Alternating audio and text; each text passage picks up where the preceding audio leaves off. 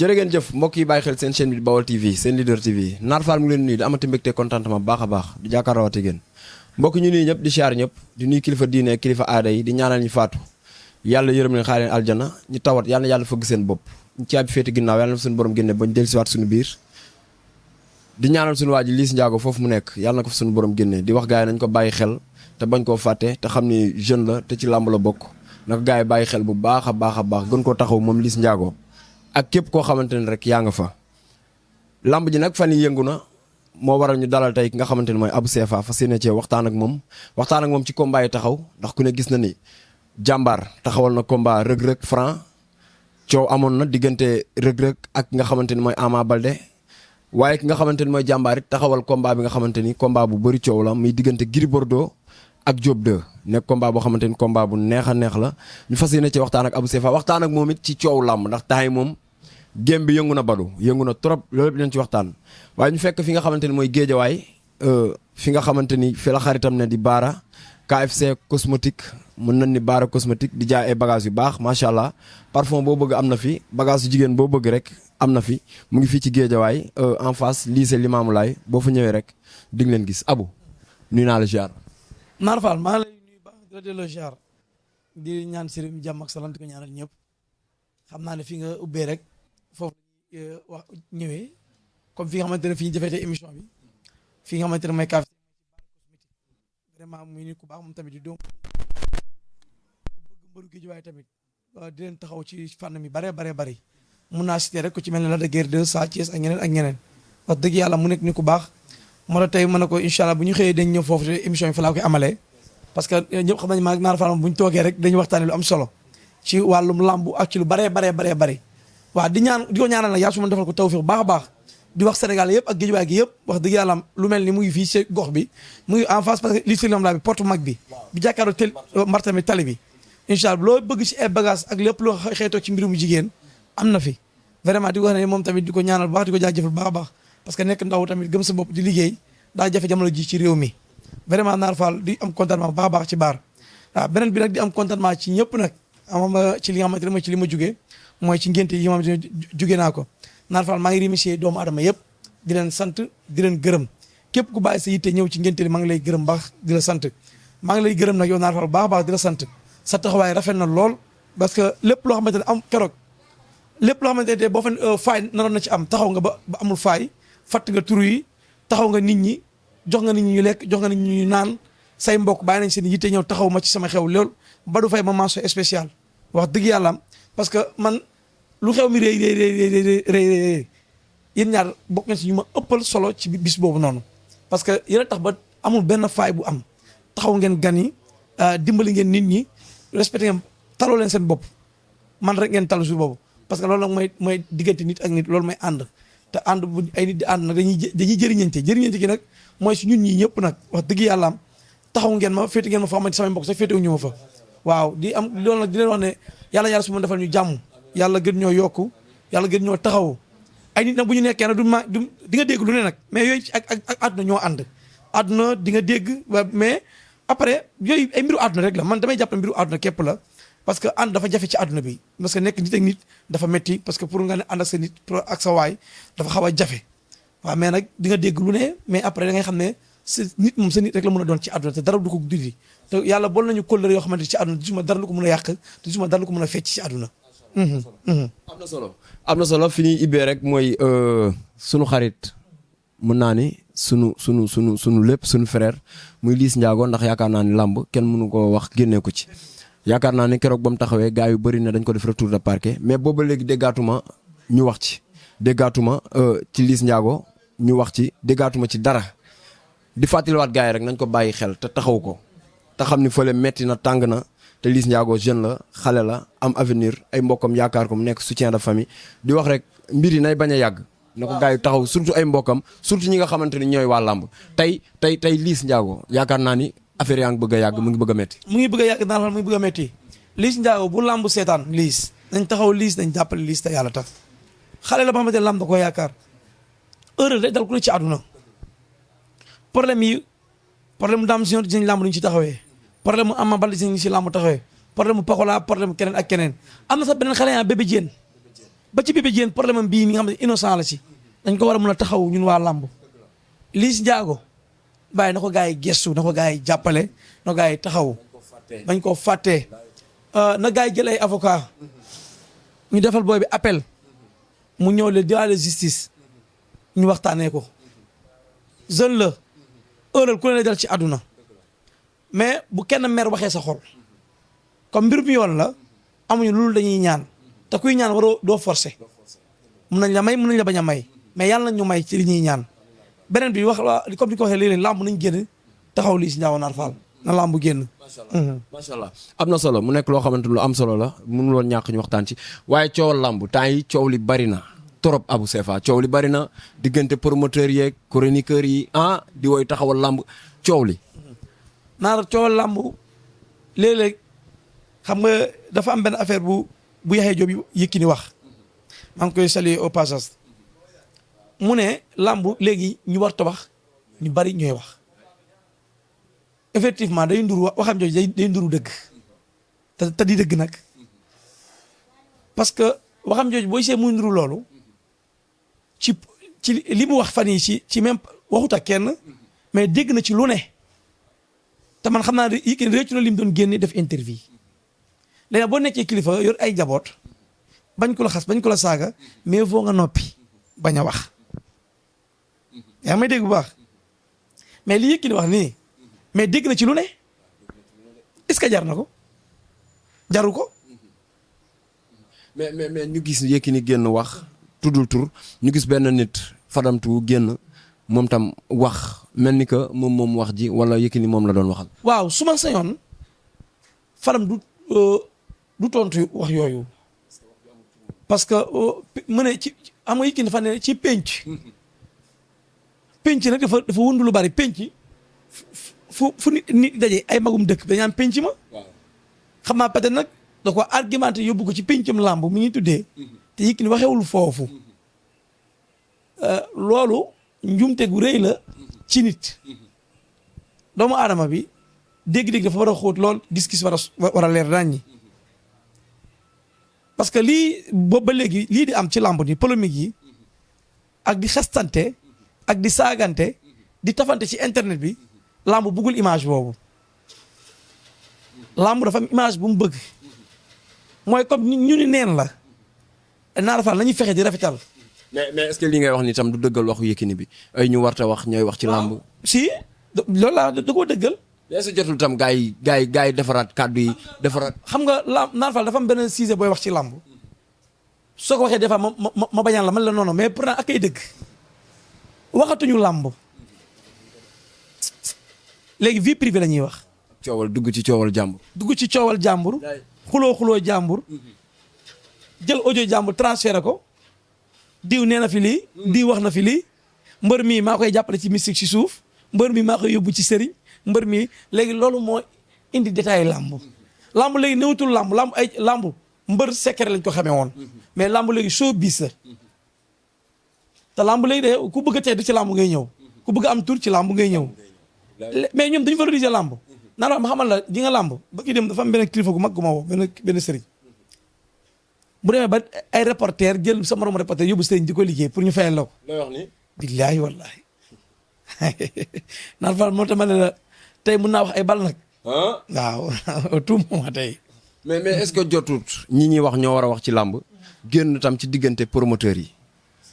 pour man chroniqueur wala reporter li muy xaar mooy ñu ne combat bi taxaw na diw moo ko taxawal nga débat ci mais ay diw ko war a taxawal ak diw war koo taxawal ak mais est-ce que loolu tam débat yooyu noonu gars yi waruñu cee génn. man d'accord naa benn affaire ñu ne tey exemple ñu ne Alburax ne Jàmbaar production ne Gaston production ne wax Fallou Ndiaye production et cetera Assane Ndiaye production Assane Ndiaye am na boîte de communication muy Bawal TV. Naar Fall am na droit ci boîte de communication mu bind Assane Ndiaye moo taxawal combat diw loolu parce que loolu ba muy créé boîte de communication pour ay événement sem la ak ñeneen ak promoteur yor seen boîte de communication tey man comme Abou Sefa est-ce que nekkul dafa nekk jàmbaar moo koy fay wala Abou Sefa dafa nekk alburax di ko fay pour muy promouvoir événement wu alburax yaa ngi comprendre tey Abou Sefa Gora Mbaxal mun na promouvoir le 12 Niang Ballo ak kii bi parce que mooy logique dafa war a jaay événement boobu. mais est-ce que waruñu yem ci promouvoir ci jaay combat bu taxaw mais diw war a taxawal combat bi diw war koo taxawal. déedéet kii ay promoteur bu mag kii. parce que nekk moo indi coow ci la. parce que ku nekk sa xaalis ngay tëggee. kenn aalu kenn xaalis. ku nekk sa poche ngay tëggee. li may wax sa jour ku mun na def ku munul bàyyil. Fallou Ndiaye dafa lu am sa importance Fallou Ndiaye mel na Ndiaye production mu ne damay dégg nit promoteur naa dañ may xeex si làmb mu ne xeex si làmb amut te dëgg la Fallou Ndiaye wax foofu mu ne ku ne sa xaalis ngay tëggee bu jour la da nga téye sa alal mais ba dugg ci géew promoteur yi sax ñuy liggéeyante seen biir parce que sëñ Bamba promoteur yi sax dañuy liggéeyante seen biir. ñu nga ma ko ci reporter yaa ngi ci promoteur yi. waaw. promoteur yi.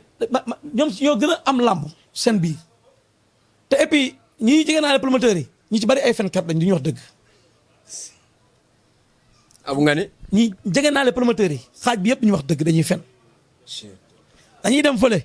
lañ fa yëg ñu indi ko fii ñu ñëw fii li ñu fi yëg ñu yóbbu ko fële te ki lay indi bu souvent moo lay yóbbul il faut ñu def très attention ci détails yooyu. est-ce que xam nga ne am na combat bam dafa taxaw fi ñu toog la nit ku bokk ci ñooñu woote téléphone. ne combat diw ak diw taxaw na te est-ce que loolu yoon la. mu jur coow lu bari après. mu jur polémique yu bëree bëri jur coow yu bëree bëri. am na ñu ñëw sax ne combat wu Reug Reug ak Franc mu ngi taxawee ci parking Wally Seck ñuy tudd ci lu c'est pas vrai c'est faux amut détail li am ci combat yi ma ne la naa fa lambu damaa commencé ragal lambu. jar naa ragal de. xamul dama ragal lambu. jar naa ragal de. tey su ma jëlee turu naa fa yóbbu si tëriñ liggéey ko lu ma bañ njëriñ la ma amal. billahi wallahi reporter yaa ngi liggéeyante seen biir. nit amewul noonu jot. nit a ngi naan diw fayal diw. nit a ngi naan diw bu mu am dara. nit a ngi naan diw turam bi bu mu yëg ci lamb. est-ce que lamb jar na lool te ñu ni kese la. moo tax des fois may xaw a braar di bañ a génn. lii xew ci lamb yëpp maa ko fi créé. sëriñ beeg ngembu beeg li maa ko fi wax. mbër mi mu war a daan ak fii lay daanee suba maa ko fi indi. waaw li ngeen war a bàyyi daal mooy dugg ci diggante promoteurs yi. waaw kay yem ci seen liggéey. ay diwo war a tëgg ak diwo war a tëgg. base yooyu bi ma koy indi ci lamb man di créer loolu man communication marketing laa doon def damay jaay samay garabu kàttan samay garabu impuissance sexuelle samay garabu hémorroïde ay ndoxum siti góor ñi gaaw a daanu ñu am jafe-jafe kàttan ñu am jafe-jafe bépp jafe-jafe boo xamante ni ci wàllu néegu sëy léegi pour ma def communication marketing il faut ma def bruit. dafa leen ku ci bëgg a jot nooy def.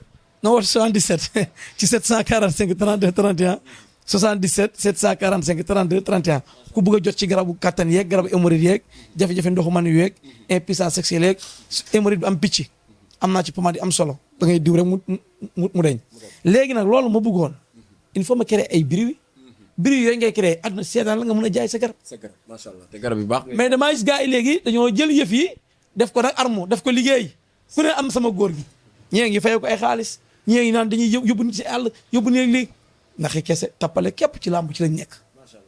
ba ci équipe nationale bii ma gis yii démb laa soog a wax ci affaire match équipe nationale ñu bari nañu man abu lan moo tax dégguñu Abou Sefa wax ci match équipe nationale yi dégguñu Abou Sefa di lan laay wax ñëpp am nañ ay góor yi ñaan ñu ngi digg ay neew génne leen ay tool saraxe génne leen ay patsi ay satala naan fa duñ noppi déglu jàpp waaw ay maafe léegi nag doo toog déglu jàpp sa bopp te Coupe d'Afrique bi ñun bi mu daaree daar naan fa man ak yow ñoo ci nekk nag nañu waxante dëgg te yàlla tax bi mu daaree ba daar vidéo yëpp a ngi si internet bi ñëpp gis nañ vidéo yooyu bi ñu génnee li ñu war a génnee suñuy sarax yi bopp génnee suñuy génnee keroog Sénégal yi bég ñoo la bégguñu incha allah match bii di ñëw denc ci taxaw def lañ doon def yàlla nag dañuy ñaan amuñu ndam yàlla mi am ndam yàlla na yàlla sutural Sénégal ba yàlla Sénégal génn ci match de poule yi woowuñu si kenn kaay dimbali ñu 1 franc ku ñu may nag ñu jël mais équipe nationale bu fekkee moo ñu ñor lii gars yi di woote yëpp jaru ko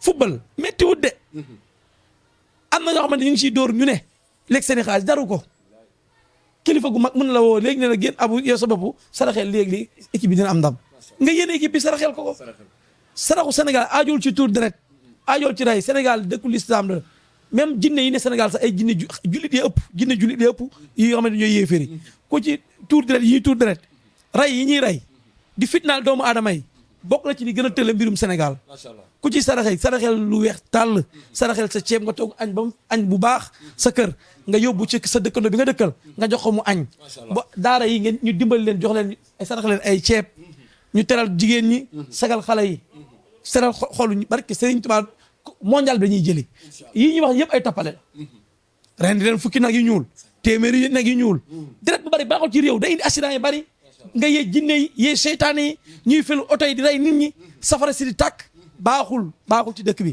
macha allah saraxu Sénégal billahi wallahi taala lu ko jëlee ci dugub mboq ceeb soow ndox ba ci tàndarma lii mooy saraxu Sénégal lii ak fruit bi lii mooy saraxu Sénégal lii man maa la ko wax macha allah am na solo bu ñëpp doon def comme Diallo Messi ni mu koy defee di sensibiliser nit ñi kuy tooñ Diallo Messi kooku dafa juum Diallo Messi du ñooñu déedéet newul foofu sax Diallo Messi sa su di ngeen lim leen wax mun leen nañu bàyyi di jiit coow lii di wax maa gagné lii kenn gagné wut jour yi ne yow bu sëriñ si bu gagné jour yi man kon jëruñu ñuy dem kay ñoo jël Naar Fall jël Abou Sefa ñoom Badou Faye sélectionné ak ñoom Baara yëpp yóbbuñu sëriñ si mottali bu sëriñ si ñoom mottali macha allah dañ koy toppale waay macha allah am na solo foofu la ñu duggee rek ci làmb muy actualité ku ne gis na ni jàmbaar production moo mujjee taxawal rëg-rëg ak nga xamante ni mooy Franc gars yi doon xaar rëg-rëg ak Ama Baldé tey rëg-rëg Franc jur coow lu bari rëg-rëg ne daan naa ko 13 fois kii na daan naa ko nangam tey nag combat ba taxaw na muy la 31 janvier incha allah. rëg-rëg moo mun Franc de waaw dama la koy wax fii de Abu man de su ma bokk staffu Franc la da guerre de laay dem bëreel ji dégguma billaahi rëg-rëg baaxul ci Franc moo mun Franc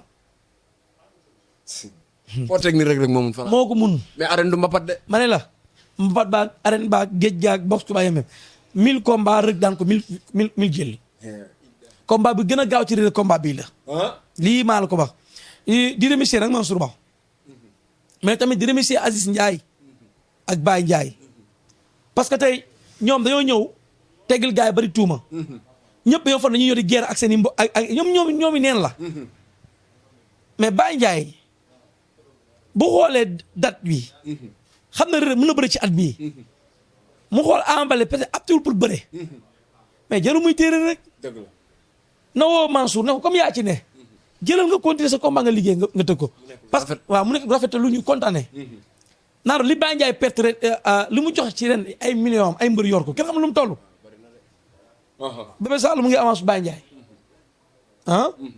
caatu yaraax mu ngi avance kii Wos Jàmbar mu ngi avance Jën Kere mu ngi avance Baye Ndiaye Pokola mu ngi avance Baye Ndiaye Ama Baldé mu ngi avance Baye Ndiaye Reug Reug mu ngi avance Baye Ndiaye musoo dégg benn Sokh mu ngi avance Baye Ndiaye musoo dégg benn yoon fu Baye Ndiaye taxaw réclamer lii lépp macha allah Mansour Ba xaalisam mu ngi ci Boy Niang avance am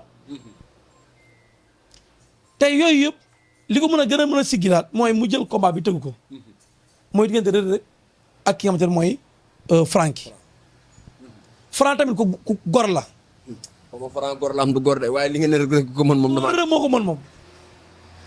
billaahi Reug moo mën. Franc ki nga wax. Franc Reug Reug bu ñaar 16 combats 16 victoires. Reug Reug nag mi def Reug Reug moo leen ëppi combat. combat yi Franc moo toll ay victoire ak Reug Reug. waaw. combat yi Franc am ak ay victoire ñoo tolloo. Reug Reug mu ngi si 17 combats xam nga 18 combats xam nga 20 combats. am 2 ans perdu benn match nul. 17 victoire. lépp ay victoire la. benn défaite képp la ci am. mais kenn ki dégg gudd muñal nag. waaw moo tax ma ne les suprême de roi. Reug dina ko dégg de. waaw dina dégg roi de. Reug Reug.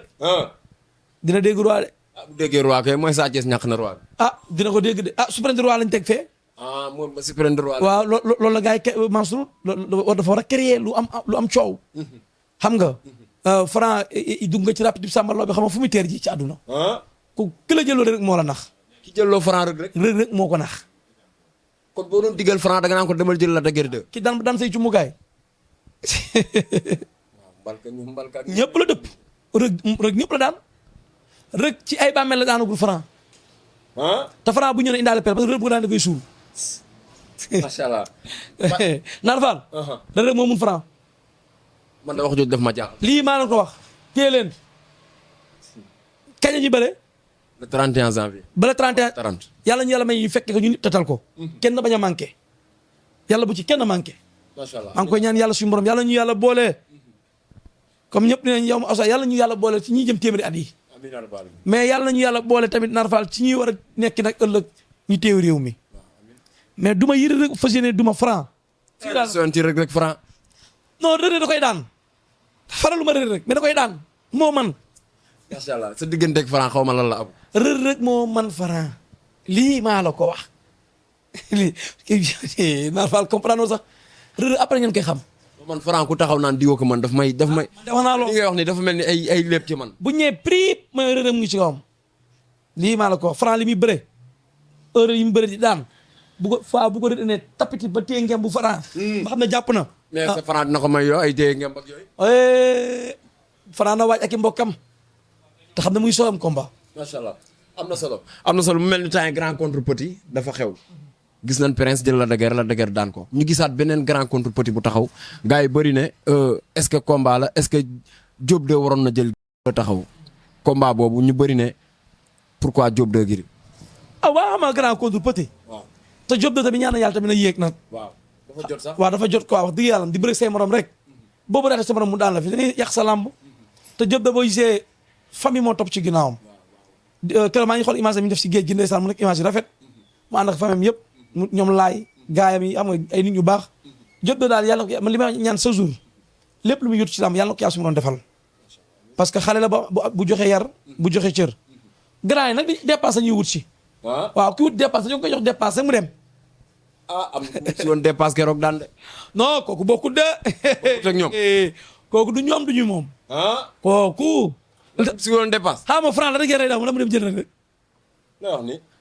day daw fonce doo dugg ci daw xasaw for dugg ci foos. waaw parce que xam nañ ne la de guerre mii du ñeexu ñebe kenn.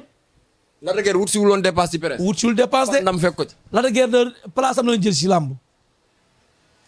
place am la doon jël si. tey nga ne Gris Bordeaux moom daa wut si dépasse ci Diop 2. waaw ñooñu am na grand yi ñu wut si dépense. te booy bi moo booy Diop 2 moo war a mun a daan Diop 2 moo war a daan waaw mu war a daan nag. Gris Bordeaux laa wax Gris Bordeaux. bu nga mujjee daan Siteu. Diop 2 laa lay wax ni borom soow mi. bu Siteu mënul dara est-ce que Diop 2 dina ci mën dara tam. Diop 2 du Siteu. Siteu du Diop 2 Diop 2 moo war a daan dafa war a daan te yàlla na daan. loolu la gars yi doon wax presse daa war a daan de. non Diop 2 moom moo war a daan moom. Diop 2 ay centaine de millions lay ngemboo def stade bi musul def ci làmb. waaw combat bu neex nga. Diop 2 bu daanee Gris Bordeaux. Diop 2 Ada Fass day neexi ci kanam. Diop 2 day la de guerre day neexi. Diop 2 Balla Gaye Diop 2 Ama Baldé. mais est-ce que dina yomb. Diop 2 Modou Lô non day yomb ci moom. Gris Bordeaux bagaar bi abu. non grand yi ay camion ngooñ nañ léegi ko dëbb plaque mu tëdd. plaque rek ngay yot dawam moom. Gris Bordeaux. may la grand yi ko dëbb plaque mu tëdd. mais est-ce que doo rek Diop 2 ak xeex bi ak Gris Bordeaux xeex bi.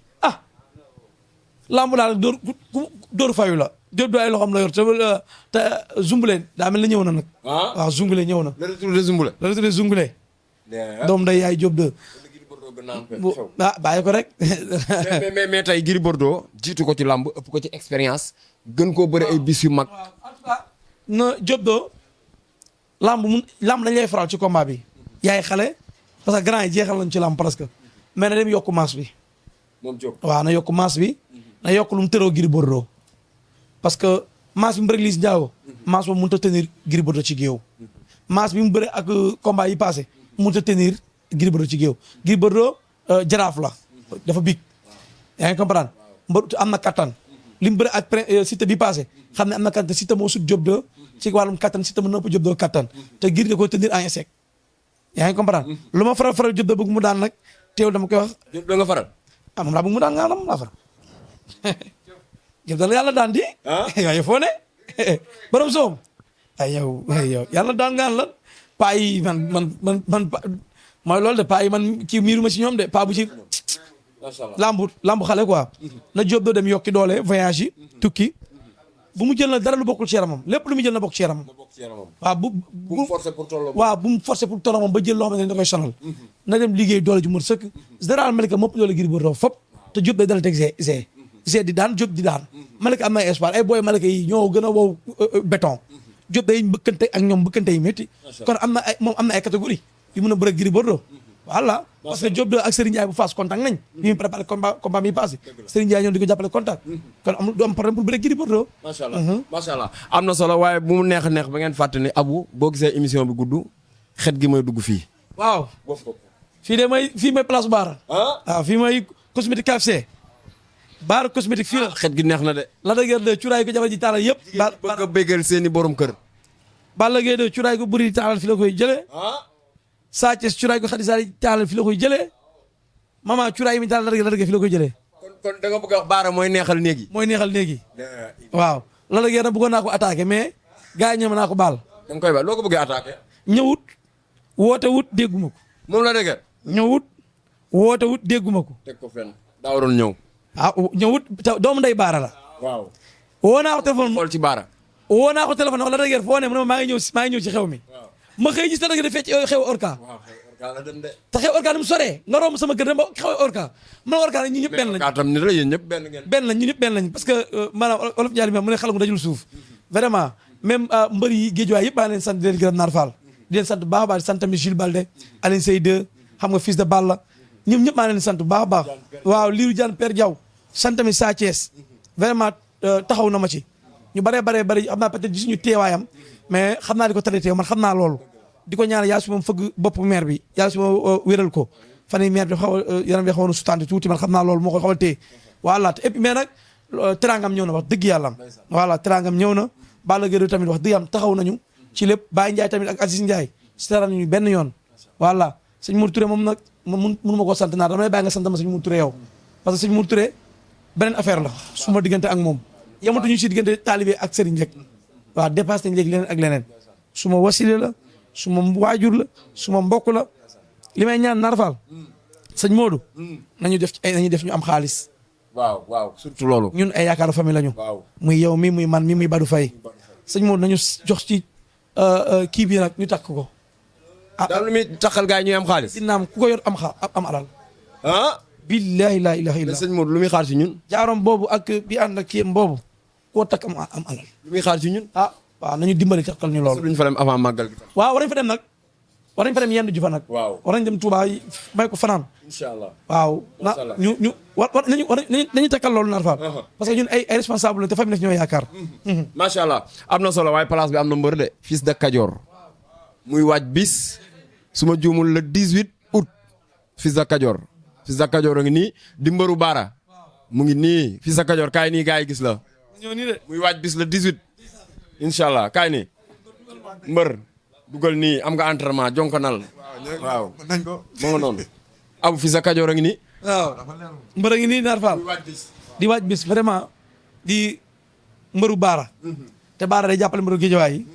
bu jabootam di ñëwee ci làmb nag ñun tamit ñu ngi ci woo ñëpp Géejawaay gi yëpp daal ci jàpp suñu papa Père Diaw nag Lirou Diane beneen xale ngi nii te njoolam 3 mètres la de. Walfu la ne. Walfu la ne. te am njool dafa jafe ci ab go waaw. bii nag xaw na raar Géejawaay.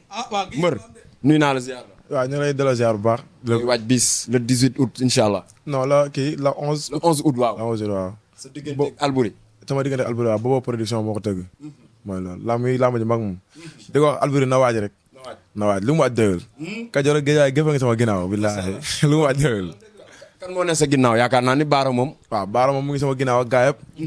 affaire yi moom ñu ngi koy teg ci loxo Abu tamit mooy loolu moom kenn la wax. billaahi. macha allah mais xam nga adversaire bi nga am. adversaire waaw xam nañ ko nii rek xamul laa nii rek mooy loolu. sa ñaata combat wala yaa ngi doog a bëri. maa ngi soog a bëri arène. yaa ngi soog a fël. maa ngi soog a bëri arène waaw. macha allah xam naa dinañ def jotaay gën koo waxtaanee su combat bi gënee jege. waaw loolu moom boo ko defee dina doon rëy moom incha allah. fekk la équipe loolu rek waaw. ñu waxtaanee ko. baax na problème incha allah. kontaan nañ ci moom di ko bégg bu baax a baax moom fils de Kajoor Abou Sefar yow di bég ci yow di kontaan ci yow. waaw Naar Fall dina kontaan bu baax rek di bég ci yow xam nga di nuyu ñëpp vraiment di nuyu tamit Ama Baldé waaw di ko ñaanal jàmm ak salaam bu baax a baax di wane Ama mbër la nañu bàyyi ñu waajal ko ñu préparé ko vraiment loolu lañ bëgg ci moom moo waral combat moo rëy bi ñu mu ne pareegu ma pour bëre ci at yi nii kon boog nañ ko gën a waajal gën ko taxaw ba mu jekk di ñaanal ñëpp jàmm di la ñaanal jàmm Naar Fall baax a baax di ñaanal Badou Faye yàlla su ma bàyyi ko fi moom tamit mooy suñu lépp daal yàlla defal ko tawfeex di wax gars yi tamit di joxe rendez-vous incha allah bi yeneen émission ak yeneen taxawaay Assane Ndiaye production ñëw na diggante 28 Iboobu Kër Mbaye Fall 28 août Iboobu Kër Mbay Fall ak Mama Lamine 2. ak Mama Lamine 2 loolu journée Assane Ndiaye la te Naar Fall Assane Ndiaye dafa def lu rafet ci loolu may na la ci quelques combats yaa ngi ko ci monté des combats yi neex gis nañu xale bi nga xam ne mooy bébé xarañ wala fils de As Ndoukoumane fils de Ndoukoumane ci lay bëre Modou Lo 2 moom Modou Lo 2 ma yooyu ay affaire ak ci yu nice vraiment di ko kontaane bu baax a baax di wax nag le 12 incha allah rabi jàmbaar production mu ngi ñëw mais le 16 août tamit Alburax mu ngi ñëw voilà dadi ren moom yaa ma gën a xam waaw ren moom ay dadi macha allah ay lamb yu am solo la mais tamit le 27 mu ñaa production diggante Jija ak yow mooy bébé bismi waaw ginnaaw suba la incha allah di ci woo ñëpp ñu jàppal tamit suñu rakk jooju tamit vraiment di xale bu am jom xaadim vraiment di xale boo xamante ne waa xaadim ñang xale bu am jom xale bu bëgg làmb li fi bàyyam defoon la ñoo di continuer voilà di wax gars yi garabu kattan yi am na garabu impuissance sexuelle yi am na hémorroïde yi ak góor ñi gaaw daanu ñi nga xamante ne dañoo am hémorroïde bu am picc am naa pomade bu ci gaaw Naar Fall ku ci bëgg na ma woo 77 745 32 31 77 745 32 31 jërëjëf Naar Fall jaajëf Badou kontaan nañ ci yow. ñëw ba ca palaasu Baara yàlla Baara am gàcce yàlla na ko yàlla may ndam ci barke Seydina Mohamed ñii ñoom rek la ñu am géej war la ñu am bu ñu amee ndam ñu am ndam bu ñu xiifee bu ñu mare saay bu ñu ñëwee jaaxle sax ñu lamp seen poche jox ñu ko kon ñii dañ la war a ñaan ñu am ndam barke sëñ Babacar Sy maa ngi ñaanal sama xol laa ko tibbee de yàlla defet am géej waay lépp yàlla nay ndam seen ndam mooy suñu ndam rawatina ñu ñëw ba ca place Baara ngeen intervenir leen ñu ñëw di ko fi waxee yàlla bu def sa yaakaar ndax Baara ku mu ñaanal yàlla am ndam ndax Baara ibnu Xaadim Xaadim ibnu Baara sallallahu sallam jërëjëf lii rek la ñuy wax ci Baara.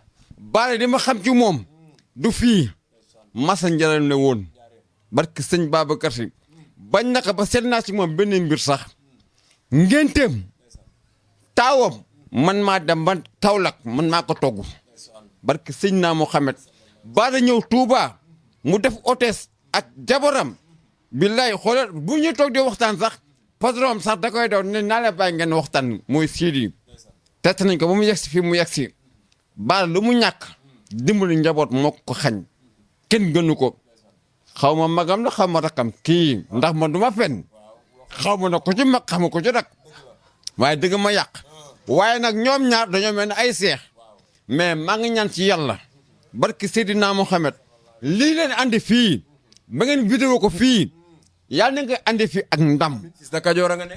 Fils de Kajoor. waaw sa doomu ndey ngi nii. maa lay ñaanal mais waxtaan bi li muy neex nag da nga war na di rocc demoo jox na ñëpp di. Fils de Kajoor. waaw war a baatare. Kajoor. day bëre le 11 août day waaj combat. yëg le 15 août. le 11. le 11. waaw. waaye yow jàpp jën 11 mooy jàpp jën di. waaw. le 11. xëcc rek. xëcc rek. mu rëppal mu daanu. ku bëgg parfum bu neex wala cuuraay bu neex foo jëm. dama ni la Baara boo ñëwee ci moom.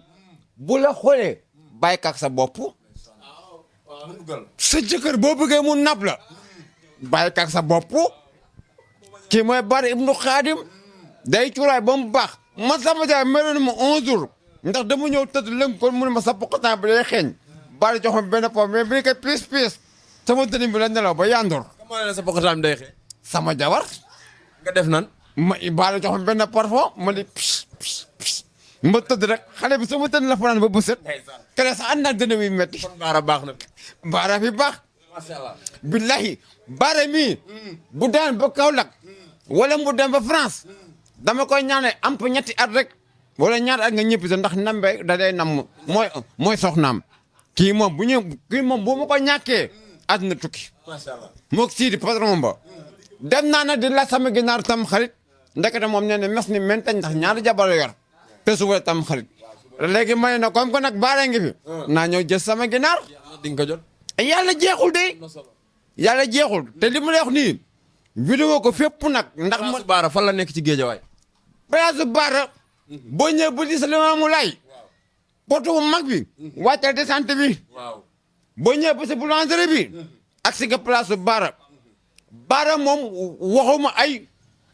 dëgg la man du ma triser waxuma kenn dara nag xaw ma Ndeye Ndiaye xaw ma savon xaw ma lan kooku tudduma turam de. yaa ngi tooñ de. ay kooku sama yoon nekku ci. yóbbu cyber de. na ma yóbbu. mais man dañuy tere tudd tur de.